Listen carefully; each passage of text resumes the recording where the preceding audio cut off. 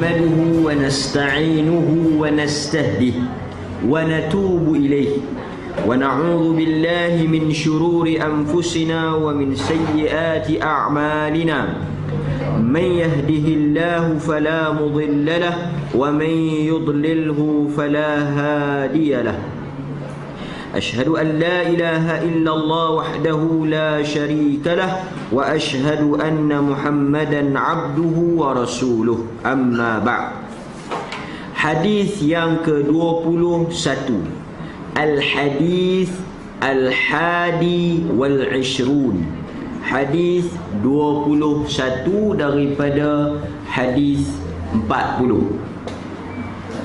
An Abi Amr wa qila Abi Amrah Sufyan bin Abdullah radhiyallahu anhu qala,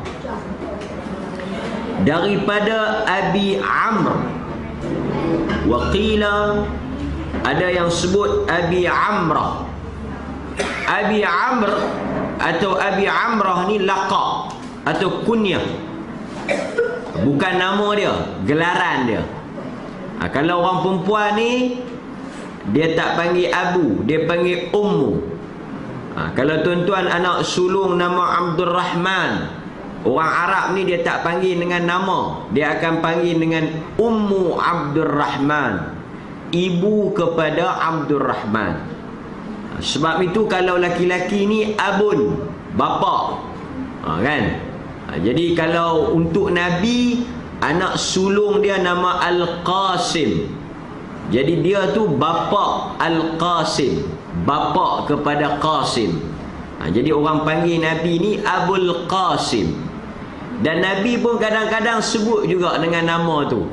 Antaranya Nabi kata, man sama fi yaumi syak faqad asa Abul Qasim, atau kama qala, sesiapa yang berpuasa pada hari syak, faqad asa Abul Qasim, sesungguhnya dia telah derhaka kepada Abul Qasim.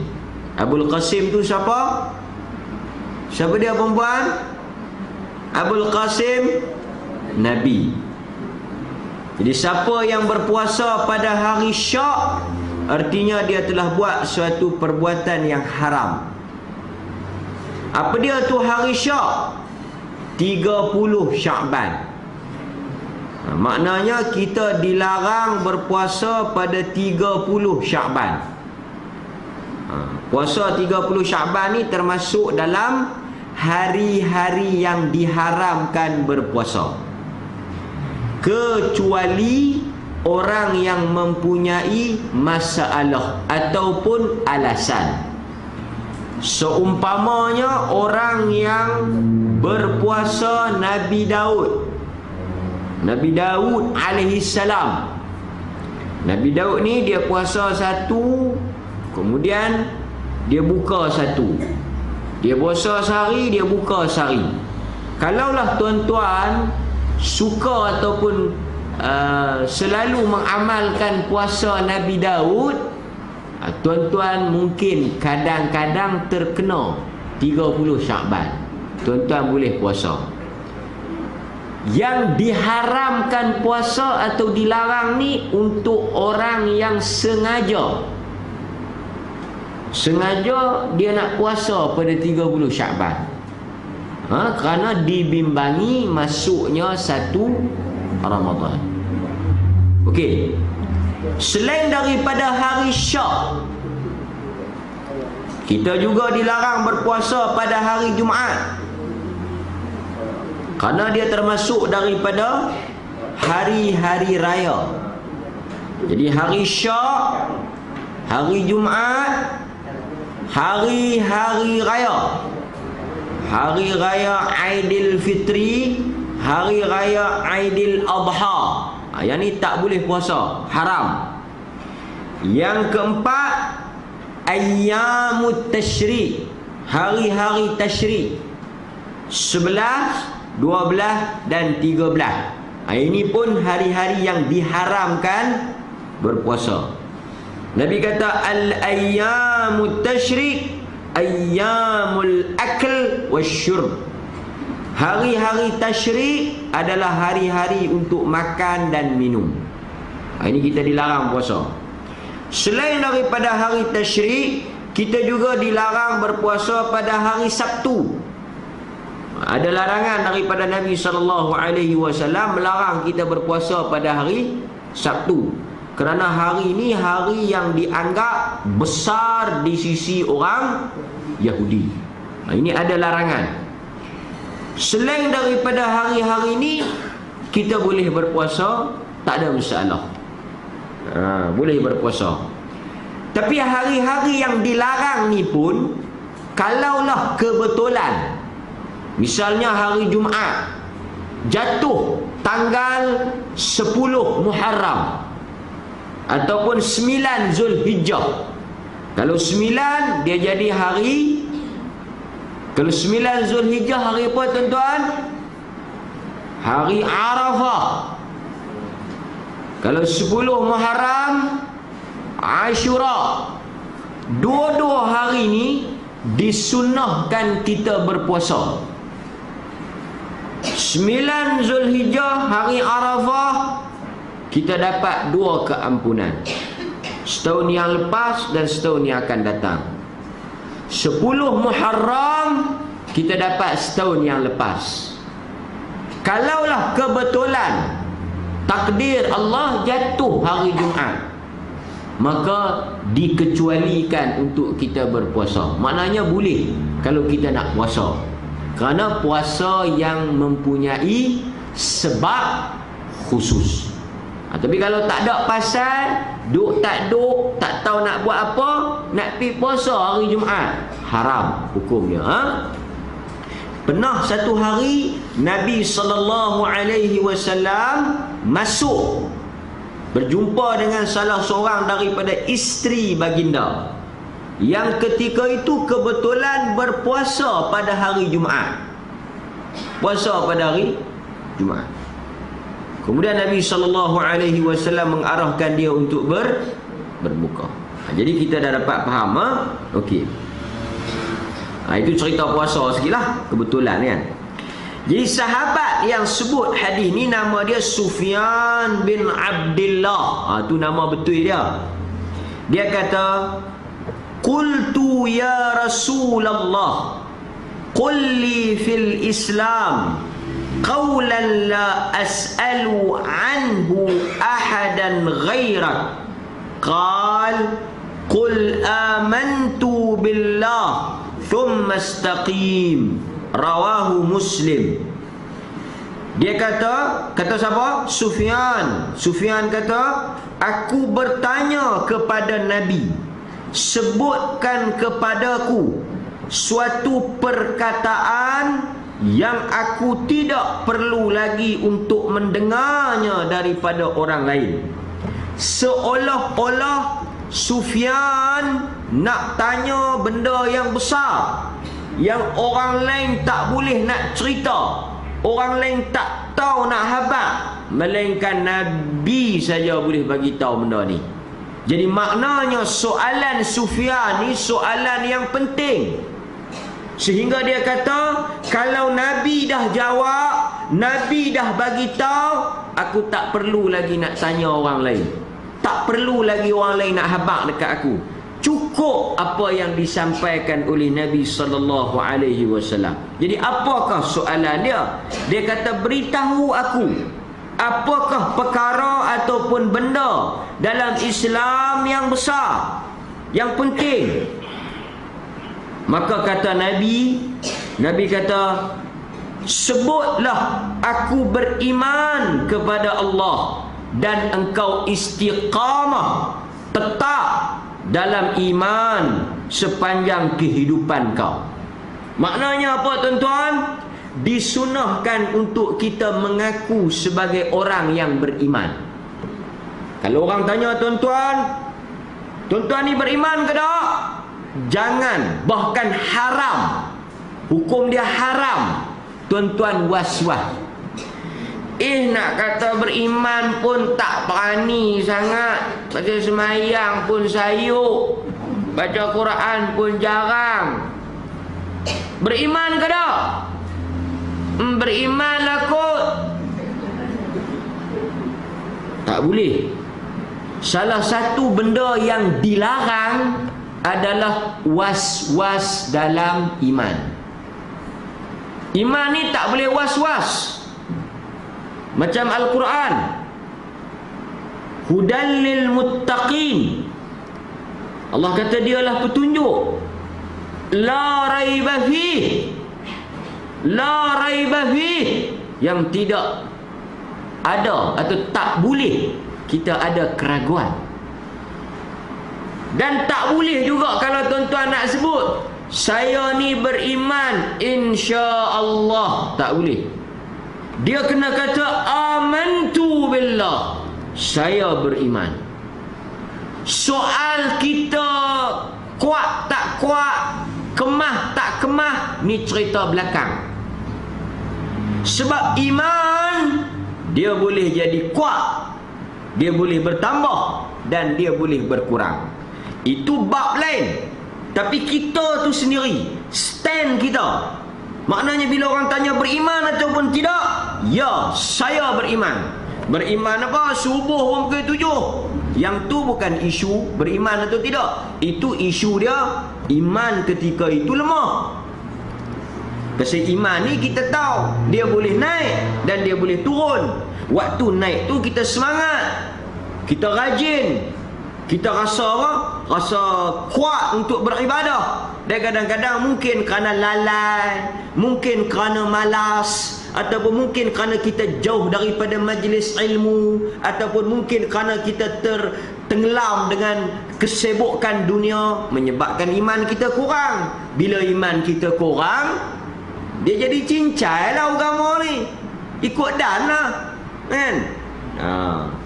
Sebab itu bila kita main majlis macam ni, tu pun kita dengar orang baca Quran, kita rasa semangat sebab iman kita naik kan. Allah Subhanahu wa taala sebut dalam Al-Quran, alladzina idza dzukirallahu wajilat qulubuhum wa idza tuliyat alaihim ayatu zadatuhum imana. Bila dibacakan kepada mereka ayat-ayat Allah, bertambah iman mereka.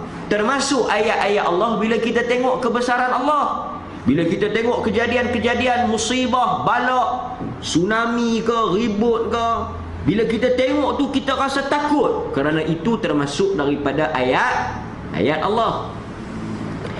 Ayat Allah ni ada dua. Satu yang dia panggil maqru'ah atau matlu'ah, yang dibaca. Ni yang kita baca ni, innal ladzina kafaru sawa'un 'alaihim, itu ayat Allah juga. Satu lagi ayat Allah yang tak dibaca tetapi dilihat. Kan? Kejadian alam. Apakah buktinya? Dalam Quran, kalau tuan-tuan rajin baca, banyak sangat ayat, tak larat nak habaq. Tuhan suruh kita tengok, tidak? Qul fasiru fil ard fanzuru kaifa kana akibatul mukadzibin. Pergi berjalan, pergi makan angin, pergi melancong, pergi berjalan. Untuk apa? Untuk kamu melihat kesudahan orang-orang yang mendustakan ayat-ayat Allah. Bila kita pergi berjalan, kita boleh pergi tengok tempat-tempat yang Allah Ta'ala turunkan bala, tempat-tempat yang Allah Ta'ala turunkan azab, tempat-tempat yang Allah binasakan dengan dosa dan maksiat yang mereka buat. Allah suruh kita pergi berjalan, jangan duduk terperak saja kan? Bila kita pergi tengok tempat orang, kita pergi tengok kebesaran Allah, tengok ciptaan Allah, tuan-tuan perasan tak? Bila tuan-tuan tengok kebesaran ciptaan alam, tuan-tuan tengok alam ni, tuan-tuan akan rasa takut, tuan-tuan akan rasa takjub, rasa besarnya Allah Subhanahu wa taala. Tengok laut yang luas, tak payah pergi jauh-jauh, pergi Kuala Perlis, duduk tepi pantai, tengok laut pun rasa subhanallah, rasa luas, rasa hebatnya Allah Ta'ala boleh mencipta. Dan Allah kata lagi, afala yanzuruna ilal ibili kaifa khuliqat, tengok unta, wa ilas sama, tengok langit, wa ilal ard, tengok bumi. Wa ilal jibal, tengok gunung ganang. Allah suruh kita tengok. Yang ni dia panggil ayat yang tidak dibaca tetapi dilihat. Semua itu min ayatina, daripada tanda-tanda ayat-ayat kami. Jadi dia ada dua ayat. Satu yang dibaca, satu lagi yang dilihat. Yang kedua-dua ni, bila kita baca pun bertambah iman, bila kita lihat pun bertambah iman. Tuan-tuan tengok macam mana Allah Subhanahu wa ta'ala boleh angkat, kan? Laut yang luas macam tu boleh angkat, boleh musnahkan dalam sekelip mata. Siapa yang buat tu? Dan tak ada kuasa yang boleh tahan benda tu. Jadi ini semua menambahkan iman kita. Jadi tuan-tuan kena beriman. Sebab itu iman ni apa? Iman ini disebut oleh para ulama al-iqraru bil lisan wa i'tiqadu bil janan wa amalu bi jawarih wal arkan. Dia macam pantun kan? I'tiqadu bil iqraru bil lisan, kita sebut dengan lidah, ngucap kan? Ngucap tu salah satu daripada iman lah. Asyhadu an la ilaha illallah. Kemudian kita sebut amantu billah. Bila orang tanya kita, kita mengaku kita Islam, kita kena sebut. Kemudian wa i'tiqadu bil janan, kita tasdiq, kita benarkan dengan hati. Sebab setakat menyebut tak sah iman, setakat sebut tak diterima iman. Seumpama orang munafik. Munafik ni di mulut lain, di hati lain. Islam ke tak? Tak Islam. Macam ada orang kafir, dia mengucap, dia baca ayat Quran, tapi hati dia tak terima, tak pakai. Yang kiranya hati. Sebab itu ada kes orang sebut perkataan kafir tapi tak kafir, sebab hati dia tak terima. Seperti kisah Ammar bin Yasir. Ammar ni Allah janji syurga untuk keluarga ni. Dia ada 3 beranak. Anak nama Ammar, pak nama Yasir, mak nama Sumayyah.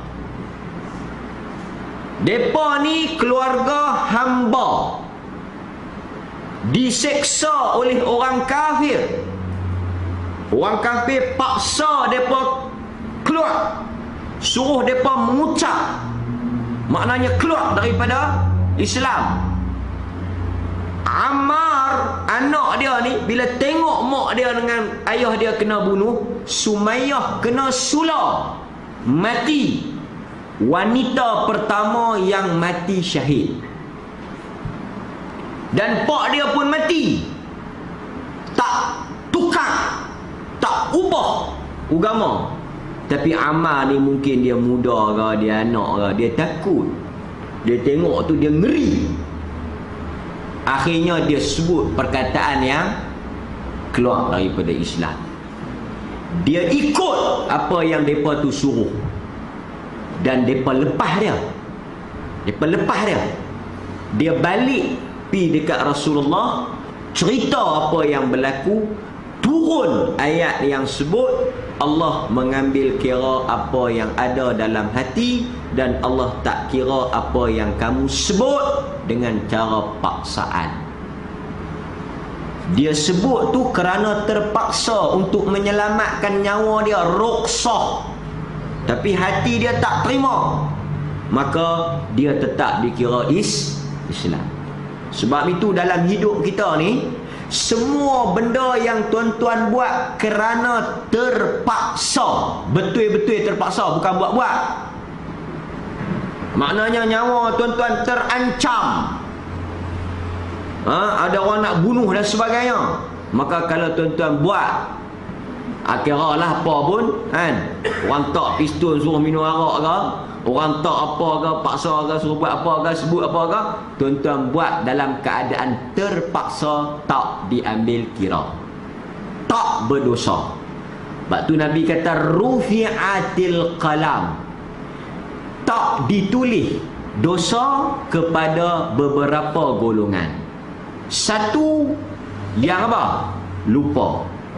dua yang tidur ataupun yang lupa dengan tidur ni lebih kurang lah, yang belum mumayyiz minas sabi hatta yablugh, daripada budak sampai dia balik.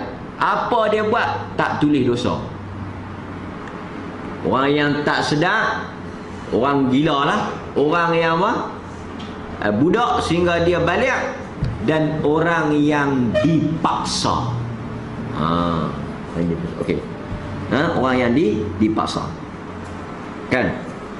Jadi orang pasal tu orang gila telanjang bogel jalan langkangak pun tak ada masalah. Kan? Cuma yang tak gila ni dia kena lah. Ataupun yang buat-buat gila. Okey. هذا الحديث أن سفيان ابن عبد الله سأل النبي أن يقول له كلاما جامعا للخير واضحا في أسلوبه بحيث لا يحتاج إلى شرح وإلى من يوضحه ويبينه ويكون واضحا في نفسه ولا شك أن النبي أوتي جوامع الكلم وفصل الخطاب والله أقدره على ذلك. Jadi Sufyan ni dia tanya satu soalan yang mudah, maknanya benda tu besar tapi tolong habaq dengan cara yang mudah. Sebab kadang-kadang ni manusia ni tuan-tuan pun kena belajar juga. Bila nak bercakap, kena tengok siapa dia yang duduk depan. Jangan duduk syok sendiri. Ni bercakap dengan orang kampung tapi bahasa moden. Lah kali siapa pun tak faham. Dia saja seronok syok sendiri. Kan? Jadi kalau ceramah di kampung, bercakap dengan orang kampung, bercakaplah dengan sesuai dengan mereka punya tahap. Kan? Pasal itu cikgu sekolah cerdik bukan boleh hantar pergi mengajar sekolah bodoh. Sebab nak ajak budak-budak bodoh ni dia tak sama dengan ajak budak cerdik. Budak cerdik ni bukan gaduh ajak banyak sangat. Kan? Ajak sikit, mereka pandai nak pesah dah. Budak-budak yang kurang cerdik ni ajak sampai nak terbit, nak tekak, tak faham-faham, benak duduk situ juga. Maka cara pengajaran tu tak sama. Pasal itu kata Sayyidina Ali radhiyallahu an, dia kata cakaplah dengan bahasa yang manusia boleh faham. Cakaplah bagi orang boleh faham. Sebab takut lagi orang tolak Tuhan kerana tak faham apa yang hang cakap. Sayyidina Ali kata takut lagi bila kita silap explain, kita cakap tu tak sampai pada orang yang duduk di depan. Akhir sekali orang tu tolak terus Tuhan. Kan? Pasal itu benda-benda yang kita nak cakap ni kita penting sekali. Pertama, kan? Pasal itu bila Arab Badui mai tanya Nabi, Badui ni paling teruk dalam dunia, paling bodoh dalam dunia ni Badui lah. Jadi bila Badui mai tanya dekat Nabi, semayang apa yang wajib? 5 waktu. Nabi tak cakap banyak. Hang puasa bulan Ramadan, hang semayang 5 waktu, hang buat haji kalau mampu, bayar zakat kalau cukup. Sudah. Dia tak ceramah panjang lebar. Pasal kalau ceramah pun Badui ni bukan nak faham. Maka Nabi bila dia nak jawab, dia tahu tahap akal, keadaan orang yang dia nak jawab ni. Dia tak pukul rata, dia tak harung sekaligus. Dia tahu. Maka salah satu cara bila kita nak cakap, ada anak yang mudah tangkap. Cara macam mana? Ada anak yang dia mungkin jenis menjawab, jenis ketegak. Dia ada cara dia. Tak boleh sama. Kita tak boleh layan anak-anak, tak boleh layan manusia ni sama rata. Kerana manusia ni dia punya pemikiran dia, perangai dia, kelaku dia tak sama. Sebab itu Nabi berjaya. Sebab Nabi tahu. Pasal itu bila Nabi nak hantar Muaz pergi ke Yaman, Nabi bagi tahu dekat Muaz, innaka ta'ti qauman ahlal kitab. Muaz, yang hang nak pergi jumpa ni bukan calang-calang orang yang mengaji. Hang jangan duk masuk tak ketahuan hala. Macam tuan-tuan lah pergi jumpa doktor. Tuan-tuan pun boleh tahu doktor tu cerdik dengan tak cerdik macam mana. Pi jumpa doktor, doktor hok lama-lama lah. Hok lama-lama orang ni dia tahu. Doktor macam mana doktor? Tak ada apa lah, korak saja. Balik sapu kan. Lepas tu jangan duk bagi lembab, jangan duk bagi kena air, lega lah. Ni doktor yang cerdik. Pasal makcik yang tanya tu mai pada guak nangka. Kan? Tapi kalau doktor baru, tok ni sakit apa doktor?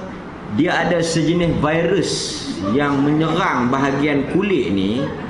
Enzim dalam badan makcik tu gagal untuk menyediakan antibody yang sepatutnya. Jadi kelemahan antibody ni menyebabkan kuman tu merebak dengan kuat. Jadi untuk nak bagi makcik ni sembuh, kami terpaksa bagi antibiotik.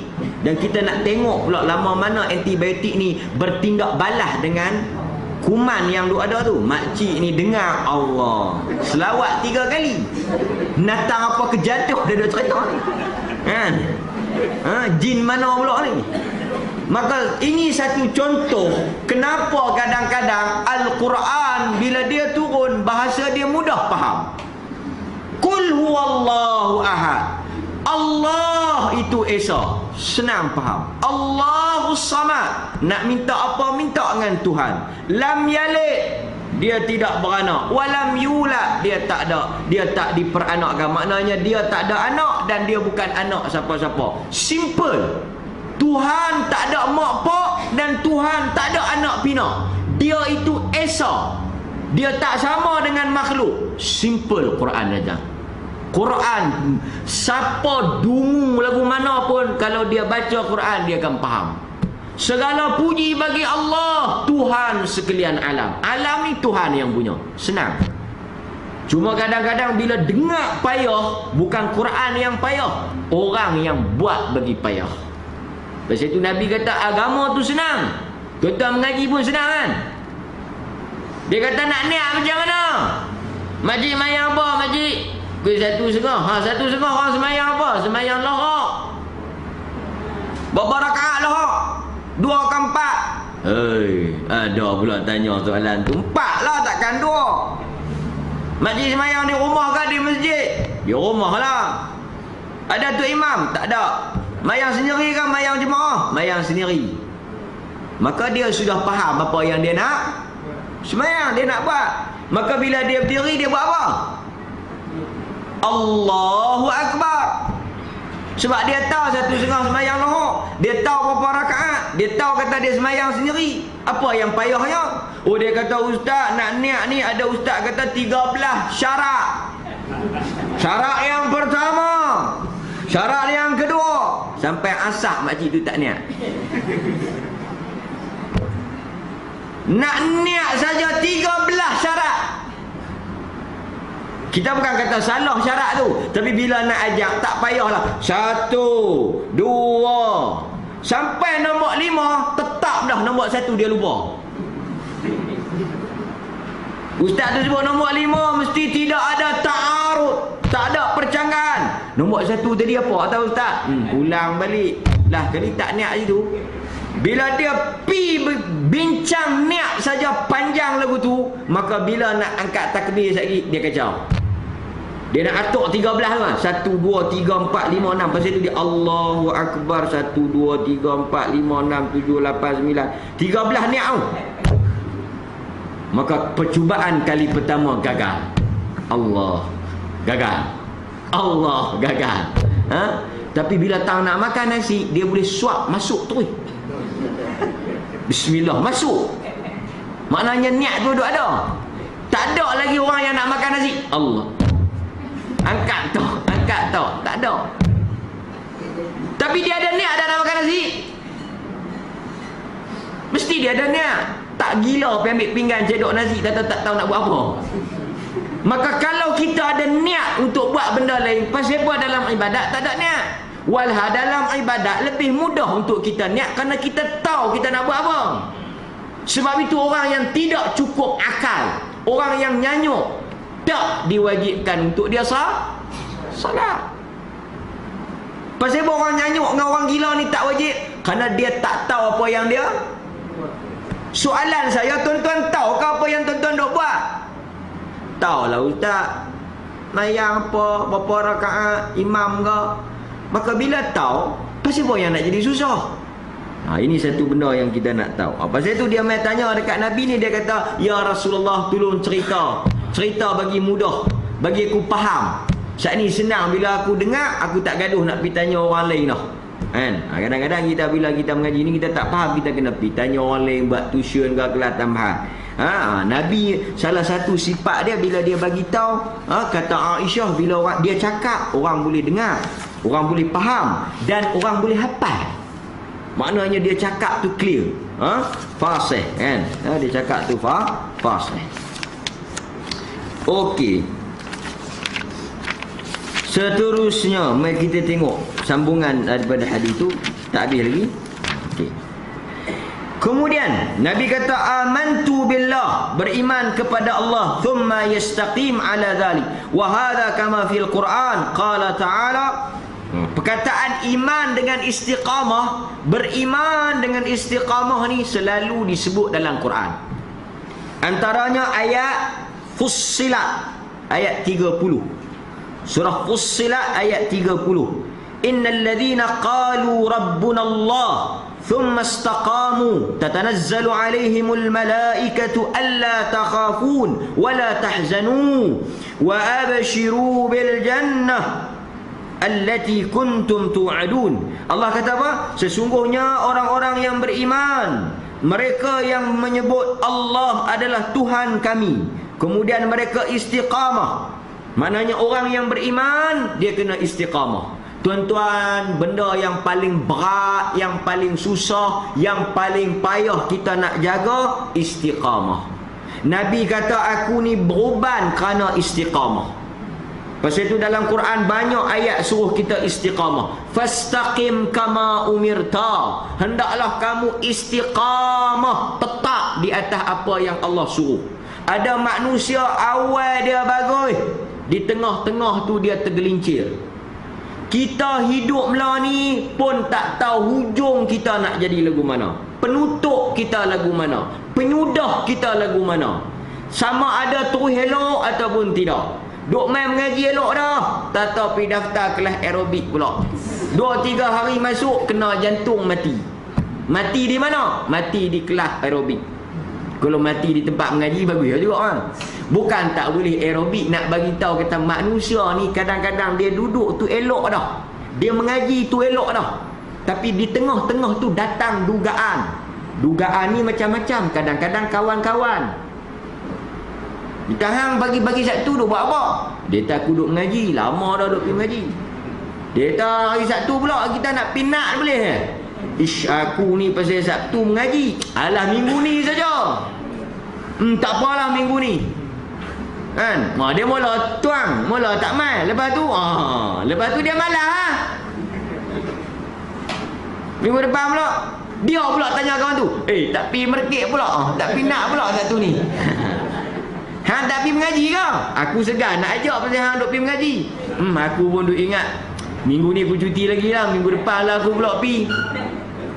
Nak pergi minggu depan, orang main di rumah pula. Nur pula minggu satu lagi, musim kenduri pula. 4 kali dah tuang. Piramli pun kata takat 3 kali dia buka. Kan? Jadi macam-macam. Kadang-kadang dengan cucu, kadang-kadang bukan saya kata benda tu salah, cuma yang ni kadang-kadang dia boleh menyebabkan kita tak istiqamah. Saya bukan nak kata, tapi saya nak habaq. Bukan nak kata saya ni maguilah pasal muda dak, tapi tuan-tuan, dengan usia-usia kita semua ni lah. Usia-usia kita semua ni lah, sama ada kita sedar ataupun tidak, kita semua tahulah tak lama dah. Saya kata saya tak kata saya nak abang. Kita semua sedar kata kita tak lama dah. Tuan-tuan mengaku tak mengaku 2 hari bulan 1 2016. Tak lama dah. Kita memang sedar, kadang-kadang kita buat-buat tak sedar, buat-buat tak perasan. Tapi hakikatnya kita tahu 50, 60 nak ke mana dah? Kita nak pergi mana dah? 50, 60. Situ lah tempat dia. Dan banyak dalam minggu-minggu ni pun kita duk tengok cikgu ni Kan? Haji nu, haji ni, hajah nu, hajah ni, kawan nu, kawan ni. Kan? Jadi kalau kata muda tu mungkin ada kata panjang lagi lah. Tapi kita ni kalau orang kata, orang lawan lari, orang kata awal tu tak apa kalau hang nak slow pun. Tapi yang penting dekat-dekat tu kena pederah. Jadi kita yang tahu dah memang duk tunggu masa saja. Kelengkap 7 perkara pun beli dah. Maka saya menasihati berdasarkan pada hadis ni, mailah kita pakat-pakat istiqamah. Tak lama dah. Macam orang kata nak pergi Mekah kan. Nak pergi bulan berapa Haji? Nak pergi nu bulan 12. Maknalah bulan 1. Kalau tak beli barang, tak bersiap pun awal lagi lah. Tapi kalau bulan 11, kalau kita duduk bulan 11, kita nak pergi umrah bulan 12, orang kata apa? Tak siap apa lagi, nu nak pergi dah, nu dekat sangat dah. Tak pergi beli apa lagi ke? Ingat minggu depan, jangan duk buat bertangguh lagu tu ni, nak pergi dekat sangat dah. Macam tu lah kita. Kalau 20, 30 tak semayang lagi, boleh terima lah. 20, 30 duk balok, duk buat main-main, long-lai tak apa. Tapi kalau 50, 60 ni dekat sangat dah. Bukan nak gempak, nak habang. Dekat sangat dah. Macam orang nak pi tu dekat-dekat dah. Tarikh tu dekat dah. Jadi bila tarikh dekat ni, dia kecemah tu lebih lah sikit. Kan? Dekat-dekat nak sampai masa tu, kecemah tu kena lebih lah sikit. Bukan kecemah lebih ni sampai tak pegang kenduri, tak makan nasi tu, terberak lah rumah duduk atas tikar semayang dah. Beringat tu bagi lebih. Saya pun perangat dia saya lah, pasal kematian ni kita tak tahu bila. Allah kata apa? Mereka yang beriman dan istiqamah, tatanazzalu alaihimul malaikah. Pertama, Allah kan bagi malaikat kat dia. Orang yang istiqamah, orang yang beriman dan tetap. Dia tak cukup beriman, dia tetap dengan iman. Tatanazzalu alaihimul malaikah. Malaikat turun pelihara hidup dia. Dalam hadis sebut, Allah hantar malaikat untuk pelihara orang beriman, jaga daripada benda yang tak elok sehinggalah dia mati. Dan kadang-kadang kita ni tak tahu pasal malaikat ni benda ghaib. Kita yang tak perasan. Banyak benda yang patut kena kat kita, malaikat tepih, malaikat tahan, malaikat lindung. Benda tu memang nak timpa kita, nak kena kita, nak jadi kat kita. Tapi oleh kerana iman kita, oleh kerana amalan kita, Allah hantar malaikat pelihara kita, malaikat lindung, tak kena kat kita, tak timpa kat kita. Itu antara kelebihan dia. Yang kedua, alla takhafun wala tahzanun. Orang yang istiqamah, dia tidak akan ada perasaan takut. Allah lindung daripada takut. Takut ni penyakit tau. Jangan main-main.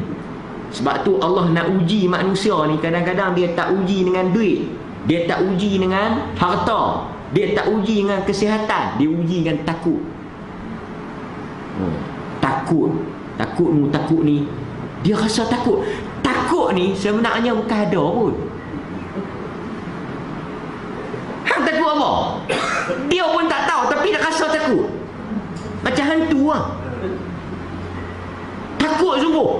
Saya nak tanya lah tuan-tuan ni, semua yang hidup lama lebih pada saya ni, yang dulu daripada saya ni, pengalaman banyak ni, berapa ramai dah tuan-tuan yang keluar berita mati kena cekik dengan hantu? Ada tak kes yang mati kena cekik? Polis buat bedah siasat postmortem, mangsa ni mati, punca dia kerana dicekik oleh hantu. Tak ada lagi. Tapi orang kita dia takut sungguh. Takut. Nak kata bodoh mengaji tinggi. Yang ni ujian. Ujian tau. Takut ni tak ada ubat. Takut ni tak ada ubat. Pasal apa tak ada ubat? Pasal kalau kita kata hang takut apa? Kalau dia kata takut kucing, ambil kucing tahu, habis kan? Jadi hang takut apa? Dia kata aku takut panas. Kita kata jangan duduk di tempat panas, duduk tempat teduh. Tapi kalau takut ni, takut ke hantu, takut benda-benda yang tak tahu ni, kita pun tak tahu nak buat macam mana. Takut apa? Tak tahu aku tapi takut. Kan. Macam orang kita, takut orang kata. Takut lah tu. Nak buat apa? Takut orang kata. Awak tak buat ah. Ish, lagi orang kata pula. Tapi kita tanya siapa yang nak kata? Dia pun tak tahu. Kalau hang buat, siapa yang nak kata kat hang? Siapa dia? Habak man? Dia tak ada lah. Siapa dia? Ada lah. Last sekali dia takut dengan bayang-bayang dia sendiri. Dia saja perasaan dia. Dia saja duk rasa. Orang lain tak heran pun kat dia. Tak tengok pun dia. Kan? Pasal itu kadang-kadang ni takut ni, Allah kata la takhafun, dia takkan rasa takut. Termasuk dengan mati. Dia tak takut mati. Pasal apa? Pasal dia tahu dia istiqamah, dia buat apa yang Tuhan suruh, dan dia tahu Tuhan takkan buat naya kat dia. Yang dia tahu Tuhan takkan naya dia. Kalau dia buat, Tuhan akan jaga dia. Tuhan takkan kecoh dia. Dia tahu tu. Maka dia tak takut. Wa abshiru bil jannah, dan berilah khabar yang paling besar, Allah sediakan syurga untuk dia. Kan? Syurga untuk dia. Sebab itu dalam banyak hadis Nabi SAW sebut tentang haramnya melampau-lampau. Sebab antara punca tak boleh istiqamah ni melampau. Pasal itu Aisyah kata ahabbul a'mal ila Allah, amalan yang paling Tuhan suka, adwamuha wa in qalla, amalan yang Tuhan suka, yang Tuhan paling suka sikit, buat sikit tapi berterusan. Dan Nabi larang tau dalam hadis Bukhari Muslim. Nabi kata la takun kal fulan, hampa jangan duk jadi lagu kawan tu. Tapi tak sebut nama lah, pasal tak elok perangai tu. Malulah dia lagi. Jadi panggil apa? Dia semayang qiyamul lail sekali, lepas tu dia tak semayang dah. Tu Nabi larang jadi orang lagu tu. Orang yang dia buat sekali banyak, lepas tu dia tinggal kesudah. Nabi kata jangan jadi macam dia. Dalam hadis Bukhari, jangan jadi macam dia. Dia ni lagu mana? Dia semayang malam sekali tu banyak 20-30 rakaat. Tinggal tu tahun depan pula buat. Yang ni tak mau. Maknanya amalan yang paling dibenci oleh Allah, amalan yang banyak tapi buat sekali. Maknanya buat sekali tu dia buat jenis buat siap-siap. Macam tarawih, tak pernah tinggal walaupun semalam. 30 malam penuh. Kalau 23 lah, 13 penuh. Lepas tu tak buat dah. Witir pun tak buat, semayang malam tak buat, sudah. Tahun depan pula buat. Jadi amalan macam ni Tuhan tak suka. Sehingga Nabi kata apa? Nabi kata iyyakum wal ghulu, jangan melampau. Melampau ni apa? Melampau ni buat sekali kemudian tinggal langsung. Pasal itu sahabat kata apa?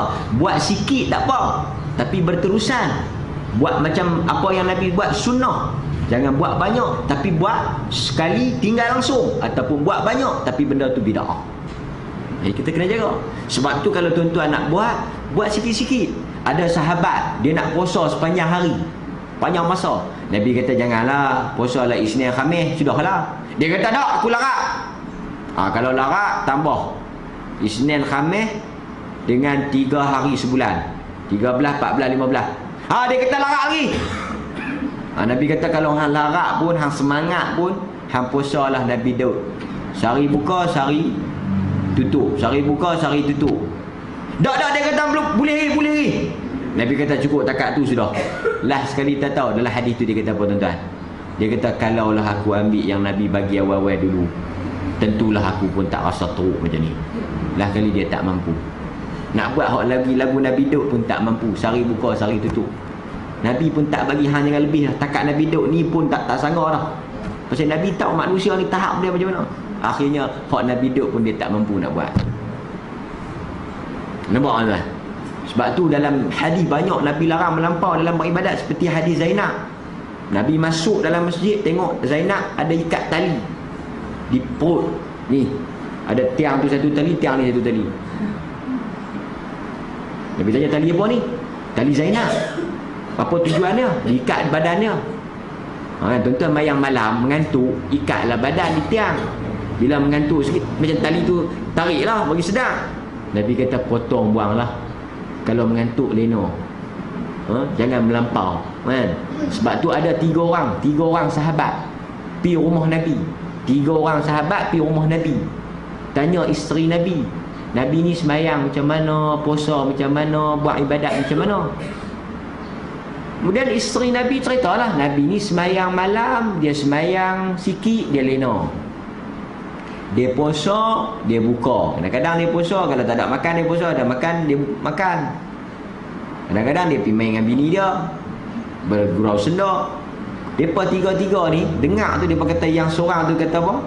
Dia kata aku nak puasa tak mau buka. Nak puasa terus tak mau buka. Yang seorang tu apa? Nak semayang tak mau lena. Tak mau lena langsung. Yang seorang tu tak mau menikah, nak kira semayang dengan buat ibadat, tak mau menikah. Dia kata kalau menikah ni, dia kata kacau. Masa duk habis ngarut ni. Jangan melampau. Sebab Nabi bagi tahu, ni last. Nabi bagi tahu apa? Tuan-tuan mesti setuju punya. Nabi kata likulli amalin syirrah. Setiap kerja ni, tak kira lah ibadat ke, kerja dunia ke, ada masa dan semangat. Nabi kata likulli amalin syirrah. Setiap perbuatan dia ada semangat. Dan Nabi bagi tahu jaga-jaga likulli syirrah fatrah. Setiap semangat ni dia ada futur. Masa kita dia panggil kendor. Nabi bagi tahu. Sebab Nabi kata faman kanat fatratuhu ila sunnah faqad ihtada. Wa man kanat fatratuhu ila ghairi zalik faqad halak. Jadi hampa kalau nak buat yang macam mana Nabi buat. Sebab siapa yang buat macam Nabi buat, waktu dia kendor tu, dia selamat. Tapi kalau dia semangat ikut kepala otak, semangat ikut dan, masa hilang semangat tu, dia jahanam. Man, semangat ni orang Melayu buat pantun lama dah, hangat-hangat taik. Tu nak merujuk kepada jangan buat ikut semangat lah. Buat tu berdasarkan ilmu. Man, pasal tu nak bagi sedekah pun Nabi tak bagi semua. Nabi tak bagi. Contoh dia Sa'ad bin Abi Waqqas nak mati. Dia kata aku tak ada anak, ada seorang yang nak perempuan. Hak tu pun nanti dia menikah, laki dia belah. Jadi makna kata aku ni tak tahu nak bagi kat siapa. Aku nak wakaf semua. Semua aku nak bagi. Dia kata jangan. Kalau tak boleh semua aku nak bagi setengah. Setengah pun Nabi kata banyak orang tu. Jangan, tak boleh. Kalau tak boleh setengah, 1 bahagian. Makna kalau 1/3 lah, 1 bahagian. 1/2 tak boleh, 1/3 lah. 1/2 setengah kan. Setengah tak boleh, 1/3. Nabi kata yang tu pun, kalau nak bagi takat tu ya, tu pun banyak. Fasulusun kathir, banyak sangat lah. Maknanya Nabi duk apa? Duk tahan semangat dia. Kalau Nabi ikut semangat dia, takut saat ni dia menyesal. Kita dengar ceramah kira nak keluar habis dalam baik duit tu. Dengan kad nak bagi, dengan baik duit nak bagi. Sagi balik nak isi minyak ke apa, mati. Silap dah bagi. Jahannam habis. Pasal itu ibadat ni dia kena ada ilmu. Wassallallahu ala nabiyina Muhammad. Kita buka pada soalan. Ni saya. Ya. Dalam puasa. Jadi ni kata puasa hari Jumaat. ada tengah kata kalau kita nak puasa Jumaat juga. Kita kena puasa. Kita kena puasa sebelum, tu boleh. Atau ke lepas. Mana kalau nak puasa lepas, satu dah tak ada bodoh. 3 hari ni ayat. Tak. Dia macam ni. Yang dilarang itu mengkhususkan semata-mata hari itu. So, kalau puasa Jumaat, kita kait dengan Khamis atau kait dengan Sabtu, okeylah. Sebab dia bukan semata-mata hari itu. Hari Sabtu tu pun larangan kalau khusus. Maknanya Sabtu saja. Tapi kalau dia ada kembang dengan hari apa pun, walaupun dengan Jumaat, maknanya Jumaat tu pun tak khusus. Jumaat dengan Sabtu, maknanya kita tak sengaja macam raya kan. Hari tu saja. Tak. Kalau dengan Sabtu, dia kira 2. Kalau kita puasa Sabtu, sama ada kita ambil Sabtu Ahad ataupun Sabtu Jumaat. Maknanya dia tetap tak besar lah. Itu boleh. Bukanlah makna larangan Jumaat, larangan Sabtu. Makna dua-dua larangan ni tak boleh disekalikan. Dia jadi 2 larangan. Tak. Maknanya larangan tu hanya kalau dia sendirian saja. Wallahu a'lam. Lain? Soalan lain? Ada? Dah. Ya. Musafir. Dia kata musafir. Bagaimana bisa buat musafir kat mana? Tak ada. Berapa hari yang kita boleh qasar, pendekkan salat? Musafir, orang yang keluar, orang yang pergi luar daripada kawasan qaryah, kawasan negeri dia tu, dia pergi jauh daripada tempat dia, berapa hari dia boleh pendekkan salat? Atau berapa hari dia boleh jamakkan salat dia? Kalau mazhab Syafi'i, tak lebih daripada 3 hari.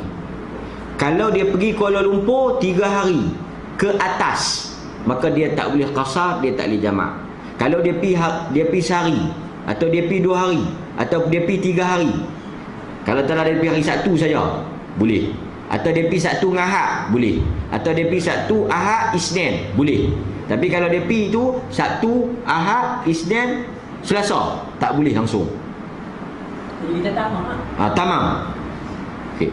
Tapi mazhab lain yang tak ada had, tak ada hari, dia kata kalau kita pi dengan niat tak menetap, kita akan balik untuk menyelesaikan urusan kita, walaupun lebih daripada 2-3 hari, lebih pada seminggu, kita masih dianggap musafir. Jadi kalau yang mazhab ni, dia bagi sampai selesai kerja. Katalah kita nak pergi seminggu, seminggu tu, seminggu 7 hari tu boleh. Jadi benda ni khilaf. Kalau tuan-tuan pegang dengan mazhab Syafi'i, tuan-tuan kena tengoklah. Cikgu nak pergi berapa hari rumah anak? Ingat saya pergi 2 hari. Okey, cikgu 2 hari tu boleh jamak, boleh qasar. Jika cikgu nak pergi berapa hari? Ingat pergi 5 hari kot. Hari pertama sampai hari kelima, cikgu dah tak boleh. Pasal cikgu dikira bukan lagi musafir. Mazhab Syafi'i ni takat 3 hari lah. Orang yang duduk lebih pada 3 hari, dia kira kawan tu bermukim. Tapi kalau saya ni pegang pandangan yang tak ada hari, maka dia boleh buat lah. Kalau kursus dia seminggu, seminggulah. Kalau dia pergi hospital tu berobat 7 hari lah. Jadi wallahu ta'ala a'lam. Benda ni ada banyak pendapat. Ada banyak pendapat. Lagu mana yang tuan-tuan duk dengar tu pun betul. Okey, wallahu ta'ala a'lam. Sallallahu ala nabiyina Muhammad. Alhamdulillah rabbil alamin. Assalamualaikum warahmatullahi wabarakatuh.